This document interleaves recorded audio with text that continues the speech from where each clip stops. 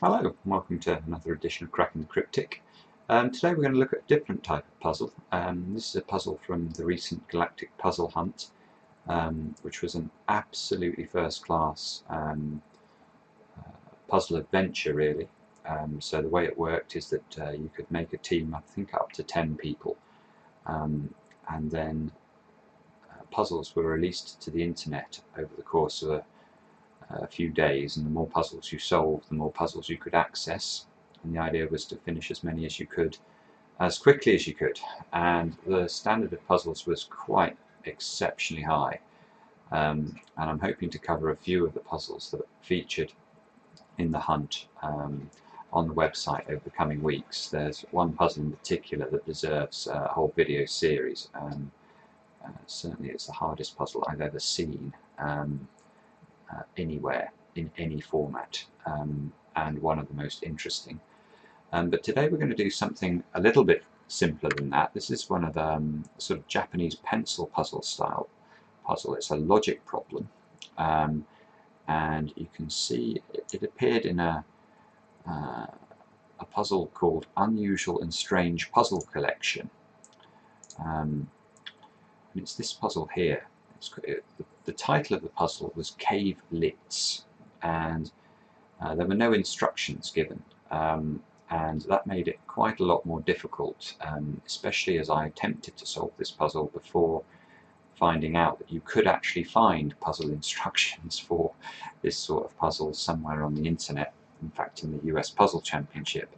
But I'm not going to make us do it without instructions. Here are the instructions to a Cave LITS puzzle. So let's look at this. So draw a closed or a single closed loop around the grid lines so that all the numbered squares are inside the loop. Okay. Additionally, each number equals the count of interior squares that are directly in line horizontally and vertically with that number's square, including the square itself. Additionally, the squares outside the loop form a single region connecting squares vertically or horizontally, but never covering a 2 by 2 square. And this region can be decomposed into tetrominoes shapes, such that no two tetrominoes have the same shape, ignoring rotation, reflection, share, and edge.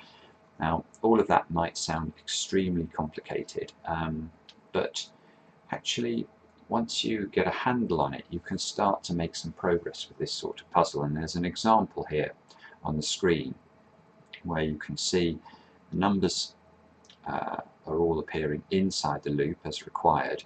And if we take a look at this 5 number, for example, in the finished solution, you can see you can count this square would be 1, this square would be 2, this square would be 3, this square would be 4, and this square would be 5, i.e. this number can see exactly 5 white squares, and that's why it's sort of meeting the constraint that the puzzle sets. Similarly, this 4 here can see this square, its own square, this square, and this square.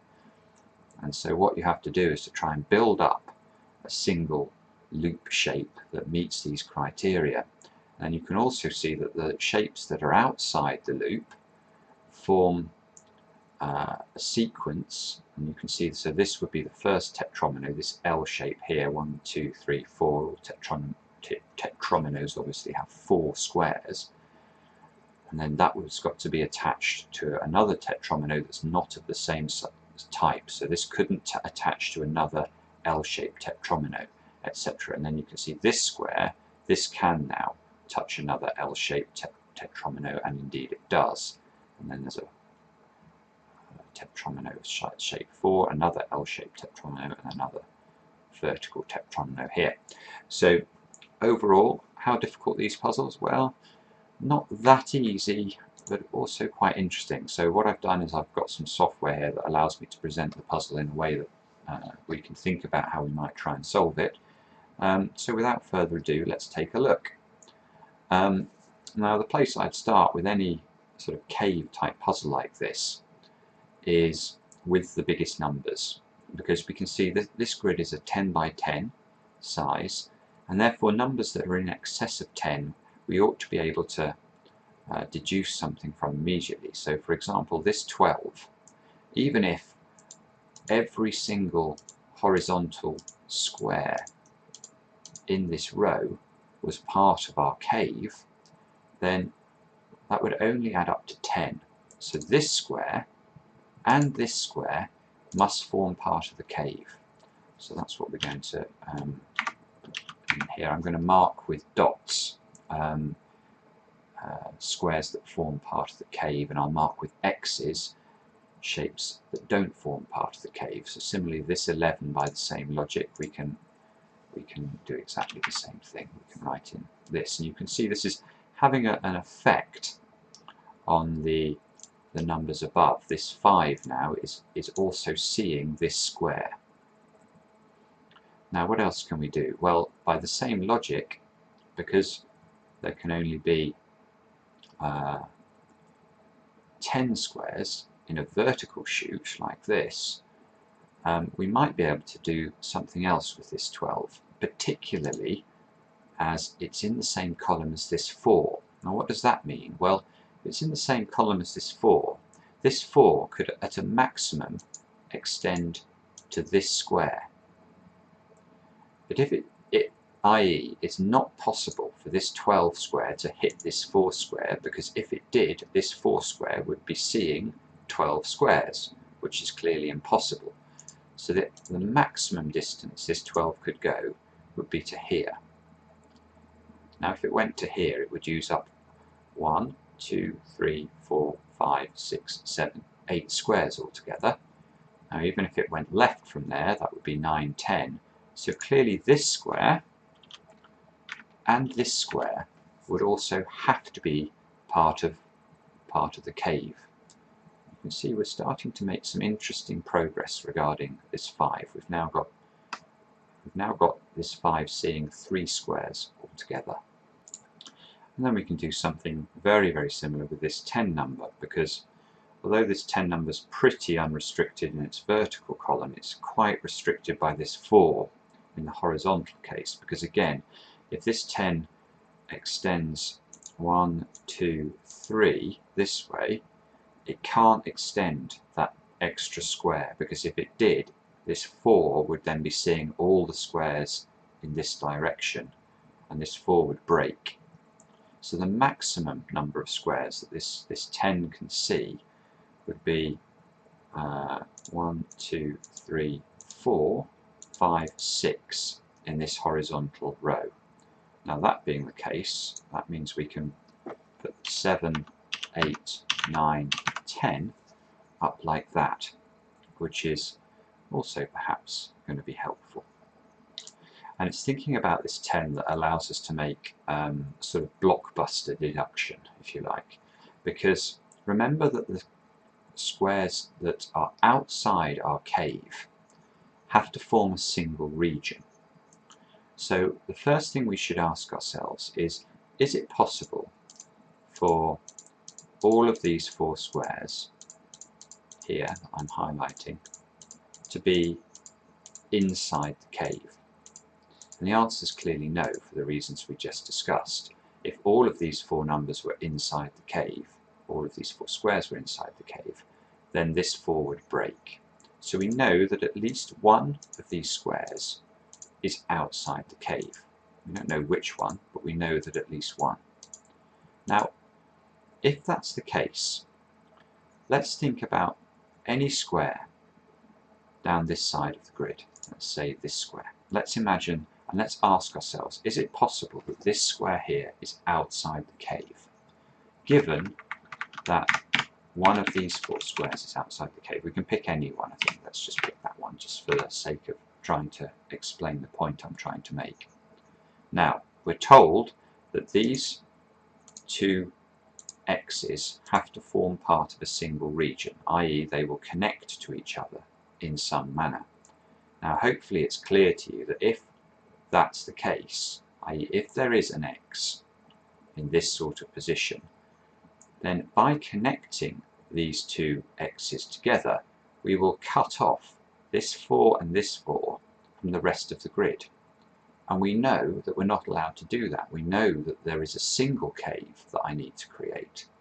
So given that one of these squares is an X, at least one of these squares is an X, it is impossible for this square to be an X. Indeed, it's impossible for any square that connects this 4 and this 12 to be an X, because for this exactly the same logic that this can't be an X, you would create two regions. And that is therefore an extremely powerful deduction, because it allows us to mark all of these squares as part of the cave, and by the same logic I'm able to mark all of this side of the grid as well as being part of the cave. And remember, if this was an X here, again I'd connect this X to this X and I'd cut the grid in half. So in fact these two squares also need to be part of our cave. I don't know that this was the X, so I need to delete that now. But you can now see I've made a lot of progress just from that sort of meta piece of logic there. I've got a lot of the outside of the grid filled in. And this is where this puzzle gets very beautiful, because we can now consider this 3. And obviously if this square was part of the cave, then this 3 would break, because the 3 would be able to see its own square, this square, this square, and this square. That would add up to 4. That's not possible. So this square has to be an X. Now, if this square is an X, we know somehow it's going to connect to the X that's appearing down here, because there's a single area of cells that are outside of the cave. So this has to be an X, this has to be an X, this has to be an X, and this has to be an X. All of these things are forced, if you like. And we can also see now that this 11 square is actually complete, because it's seeing the entire contents of row 10, so that adds up to 10 cells, and this cell here, that's 11, so this cell has to be outside the cave. And indeed, for the same reason with the 12, this has to be outside the cave too.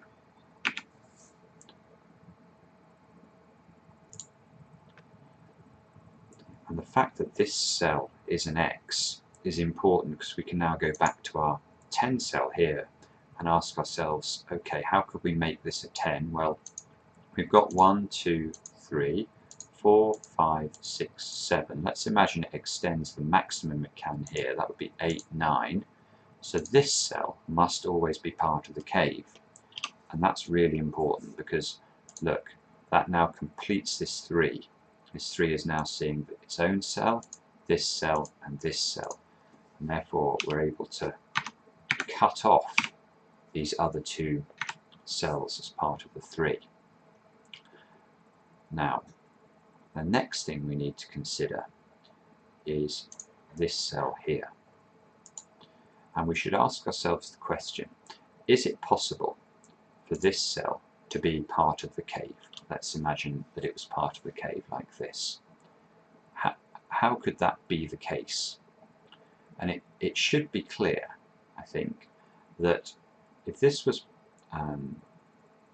part of the cave, then it needs to connect somehow to this area here. We know this is part of the cave. If this is part of the cave, I need to somehow connect these two orthogonally. Now, if I do that, I will always isolate one of these x's. Let me show you what I mean. For example, if we go this way to connect to this area here, this x gets isolated. Oops, I need to make sure I can delete these, which I think I can. Similarly, if I go the other way, this x will be isolated. So actually, this sort of checkerboard arrangement, as it might be called, this sort of diagonal arrangement around these x's is not possible. This must be an x. Now, it's very usual with these puzzles. You have to really keep checking your logic in order to, every single cell that you can identify as being either an X or a cave part is valuable normally. So let's just quickly revisit this 10 and think about it further. Now, if this 10 was to extend another 2 squares here, this would make this square have to be an X, because we know that the 4 can't extend too far. Now, if this square was an X and this was part of the 10, you'd have this arrangement, and you can clearly see it's impossible for this X now to connect to this other X, or indeed any other X in the grid. Therefore, that's not possible, and this 10 can only extend a maximum of 1 more square in this direction. So if it did extend 1 more square, it'd be 1, 2, 3, 4, 5, 6, 7, 8, 9. This square would also have to be part of the cave. So let's put that in, and that's useful because again it forces us to extend our x's 1 further, because these x's have to be all connected, so they need to escape somehow from this area. And you can see how carefully this puzzle's been constructed, I think, by considering the next logical step, which is now we need to think about this 7 and think about how it may move. Well, it should be clear that this 7 can't extend 2 squares over towards this 5, because the moment it does that, it will force this 5 to see 6 squares at least, probably 7 actually, because imagine if these 2 squares were both part of the cave. Let's ask ourselves how many squares this 5 is now seeing. It's seeing its own square, this square, that's 3 already, 4, 5, 6, 7. Yeah, so clearly this 7 cannot come across more than 1 more square in this direction. It could see this square. Now, let's imagine it's seeing this square. So now it could see, if it went this square as well, it would see 1, 2, 3, 4, 5, 6. Therefore, this would still definitely have to be part of our cave, so we should mark this square in. Why is that important? Well, that's important. You can see now I need to connect these x's with the rest of the x's that are in the grid. How can I do that? Well, clearly this square has to be an X, because if it's not, these X's can't escape. Now, if this is an X, we can use another of the constraints that were given in the puzzle instructions, which said that there cannot be a 2 by 2 area of X's. So this square has got to be part of the cave. Now, if this square is part of the cave, this obviously can't be an X, because this X would be completely trapped. So this now needs to be a cave square, and we still need to keep extending our X's in order to let them escape. So this would have to come out. And now this 7, just from that piece of logic, this 7 has been completed. We've got 1, 2, 3, 4, 5, 6. So we know it has to come 1 more square this way. It's the only way it can go. And that completes it, so we can then exit off, if you like. This X is now isolated and needs to come out, otherwise it's not going to be able to connect with the rest of the X's. And we end up, I think, with this sort of pattern, and now we need to start thinking. Now at this stage, what I may well do is I might start marking in tetrominos. You can see, if we start at this X here, there's a forced tetromino, an orthogonal sort of straight tetromino that would be made up of these squares. So I've highlighted this tetromino here. Now the next tetromino is forced as well, because it must contain obviously this square, this square, this square. But if it contained this square as well, this X could not form part of a tetromino. So in fact, the next tetromino needs to be these 4 squares precisely, like that. So we now know that this tetromino cannot be part of a shape that is this sort of, I don't know how we would describe this, anyway, it can't be part of this tetra shape here. And the next thing we can do is think about this 5 again. Now, again, if this 5 extends more than 1 in this direction, it's going to hit this 2. And as soon as this hits this 2, it will break the 2, because the 2 is only allowed to see one other square in an orthogonal direction, because obviously the counts include the number itself. So the 5 could extend a maximum of 1 upwards, but if it did that, it would still need to come across 1 more. So in fact, this square must be part of the 5. And that then completes the 5 in and of itself, because we now see the 5 is seeing its own square, 1, this square, 2, this square, 3, 4, 5. So this square cannot be part of the cave, and we can mark it off. And by doing that, we actually get quite a lot of additional information, because again, using our checkerboard arrangement, we said that if this was part of the cave, then completing this would isolate either this x or this x. So this has to be an x for the reasons that we discussed earlier. Now this square here can't be an x because it would create a 2 by 2 arrangement of x's. So this is part of our cave. And again, we're starting to get to the point now where we might be able to create another tetromino, because we can now use our checkerboard logic on these 4 squares here. We can ask ourselves, is it possible for this to be an x? Clearly not, because that's going to isolate one x or the other x. So this has to be part of the cave. And this 2 is now completely forced, because it's complete. So I need to mark off the 2 like this, complete the checkerboard here.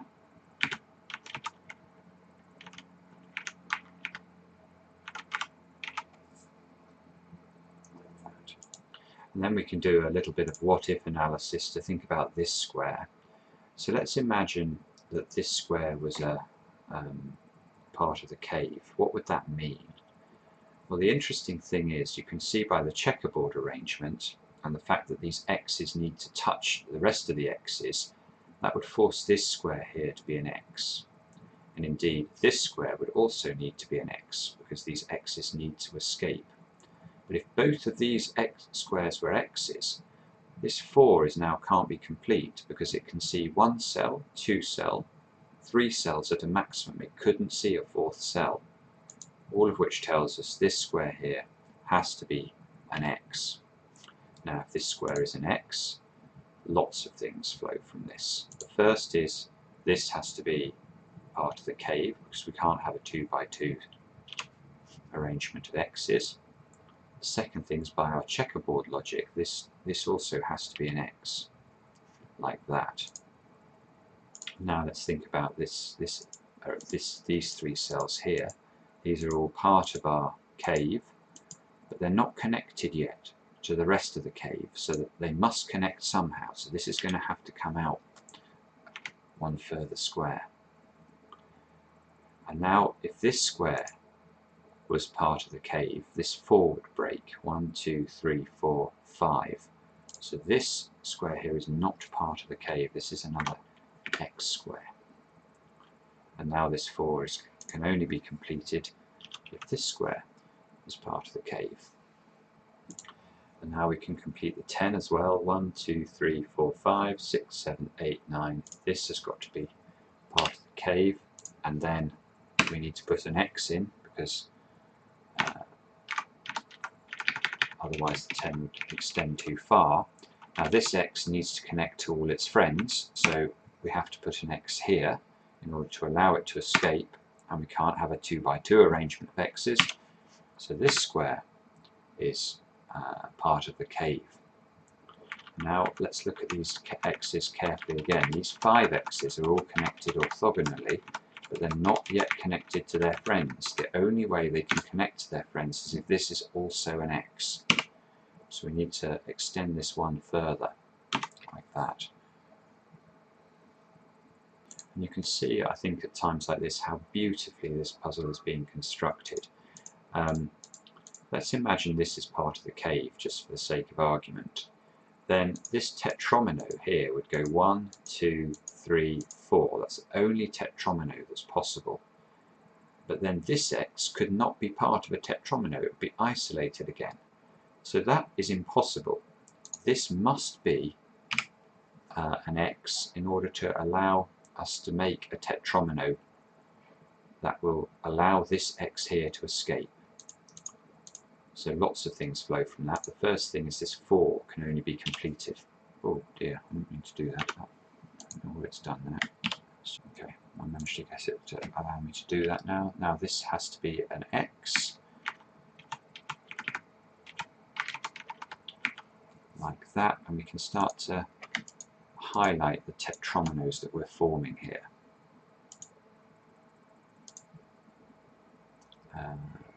Appearance, background colour, we'll make this one yellow. Now this has to be part of a tetromino, this has to be part of the same tetromino, this has to be part of the same tetromino, and look what's going to happen here. These 3 squares are part of the tetromino. Now if to complete this tetromino this square was an x and was part of this tetromino, you could see that would break the rule about us not having adjacent similar shaped tetrominos. So although this could, I think, still be an x, it cannot be part of this 3-cell tetromino. This 3-cell tetromino has to come down here like this. Make this one orange, like that. And you can see that fixing this has to be obviously part of the next tetromino. That must be part of the tetromino. Can't isolate this square, so this has got to be part of that tetromino, and therefore this square here as well will have to all be part of the same tetromino, like this.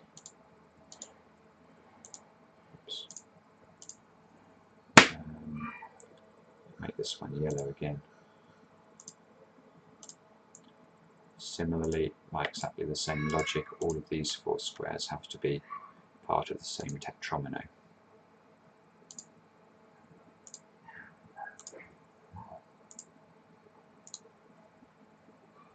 And we're on the closing legs now. There are a few ways I think you can make progress from here.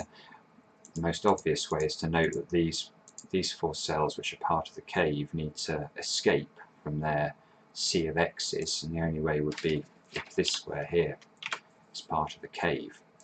And then we can think about this x square that we've identified earlier. Now if this part of the cave here was to connect to the rest of the cave by going through this area, you can see this x would be isolated, and that's not going to be possible. So given that this needs to connect to its friend somehow, the only way is going to be if it connects through this 4 cell here. So this has to be part of the cave, like that. And that's great, because now that forces this 4. This 4 can see 1, 2, 3 cells. If it could see this cell, it would also see this cell, and that would make it too many. So this cell has to be an x, and this cell has to be part of the cave. By the checkerboard rule, this has to be an x. And you can see that we're honing in on a complete solution now. And it's really lovely that there's a sort of forced unique solution from this point. So for example, we can look at this square here and we can say, what would happen if this square was an x? Well, if this square was an x, this would have to be an x. Then in order for the 2 by 2 rule not to be fall foul, this would have to be part of the cave. But that would mean you'd have a tetromino made up of these 4 squares. And that tetromino would connect to this tetromino, which is the same shape once we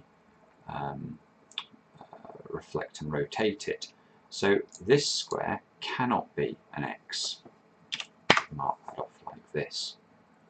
Now remember that the number of x's that we still need to have in the remaining area must be a multiple of 4. So if it's not a multiple of 4, then we're going to be left with a partially complete tetromino, which is obviously not possible. So it should be pretty clear that if there's clearly one tetromino that would be possible here, that's 4 cells. This is 3 cells, let's add one more to it. Let's say it's this cell, that would be another complete tetromino. That leaves 4 cells open. Now in theory they could form another tetromino, but if they did, we would breach our 2x2 rule any number of times. So that's not going to be possible. Similarly, if this cell is an X, you can again see that the remaining 4 cells would have to be in, and we break our 2x2 rule. So this cell here cannot be an X, it's going to have to be part of the cave. Let's fill that in. Therefore this cell has to be an X, and we haven't got enough cells now for there to be a 3rd tetromino in this area, so these all have to be parts of the cave, and we can now complete the puzzle by highlighting the remaining 2 tetrominos like this. Oops.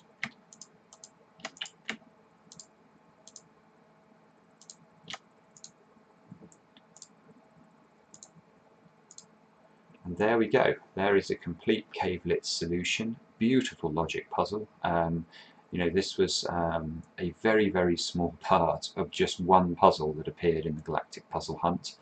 At some stage we may go through the rest of the puzzles because they were all very interesting. But I hope this has been enjoyable, something a bit different, and we'll see you again next time on Cracking the Cryptic.